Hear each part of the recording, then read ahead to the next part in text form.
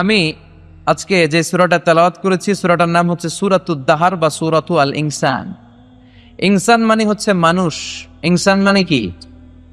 সূরার নাম হচ্ছে সূরাতুল ইনসান। চিল্লায় বলেন সূরার নাম। আরো জোরে বলেন সূরার নাম সূরাতুল ইনসান। এই সূরাটি মাক্কি সূরা। কি সূরা? আমি যখন বক্তব্য করি আমি কনসিডার করি যারা আমার সামনে বসে আছে তারা আমার ছাত্র, আর আমি শিক্ষকের পর্যায়ে বসে আছি। তো যখনই প্রশ্ন করবো আওয়াজ করে উত্তর দেওয়ার দরকার আছে না নাই? সূরার নাম সূরাতুল ইনসান। শুধু আল ইনসানই এই সূরার নাম নয়, এই সূরার আরেকটা নাম আছে, সেটা হচ্ছে সূরাতু আত-তাহার। কি নাম? আল্লাহ বলেছেন এই সূরার শুরুতে হিনুম মিনাদ দাহার, এখান থেকে আত-তাহার শব্দটাকে সূরার নামকরণ করা হয়েছে। সুবহানাল্লাহ। আর যেহেতু প্রথমে আছে হাল আতা আলাল ইনসান, সেই হিসাবে ইনসান অনুযায়ী এই সূরার নামকরণ করা হয়েছে সূরাতুল ইনসান। পড়েন সুবহানাল্লাহ। এই সূরাটাকে বিশ্বনবী সাল্লাল্লাহু আলাইহি ওয়াসাল্লাম জুমার দিন, সহিহ বুখারীর বর্ণনা, এগুলো হচ্ছে ইনফরমেশন, খুব জরুরি ইনফরমেশন, আমলের নিয়তে শুনেন। জুমার দিন ফজরের নামাজের ফরজ 2 রাকাতের দ্বিতীয় রাকাতে বিশ্বনবী এই সূরাটা তেলাওয়াত করতেন। সুবহানাল্লাহ। আর প্রথম রাকাতে পড়তেন সূরাতু আস-সাজদা, আলিফ লাম মিম তানজিলুল কিতাব লা রাইবা ফি মির রাব্বিল আলামিন। তাই না? এই আস-সাজদা দিয়ে জুমার দিন ফজরের সালাতের প্রথম রাকাত, আর আল ইনসান দিয়ে জুমার দিন ফজরের সালাতের দ্বিতীয় রাকাত। চিল্লা একদম ঠিক কিনা? মানুষ হচ্ছে কোরআনের কেন্দ্রীয় আলোচ্য বিষয়, the central theme of the holy Quran. আপনাকে যদি কেউ প্রশ্ন করে what is the central theme of the holy Quran, কোরআনের কেন্দ্রীয় আলোচ্য বিষয় কি, যদিও এটা নিয়ে পৃথিবীতে অনেক ডিবেট আছে।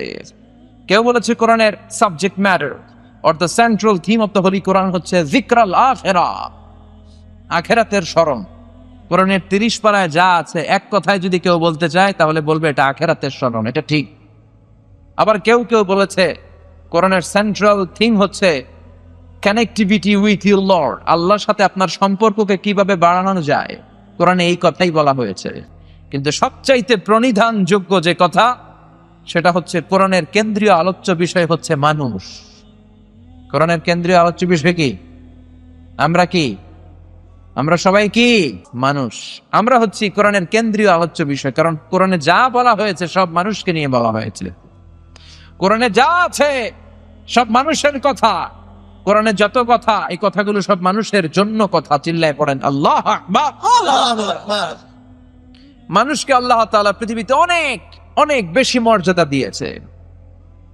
তাই কোরআন চায় মানুষকে মানুষের মতো বানাতে।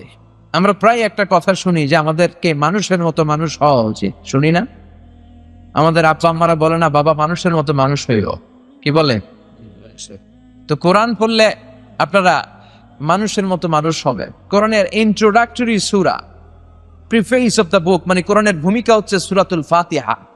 ফাতিহাটারে যদি বাদ দেন তাহলে কোরআনের সর্বপ্রথম সূরা কি? বাকারা। বাকারা মানে কি? গাফি। আর কোরআনের সর্বশেষ সূরার নাম কি? আওয়াজ করে বলে নাস। নাস মানে কি?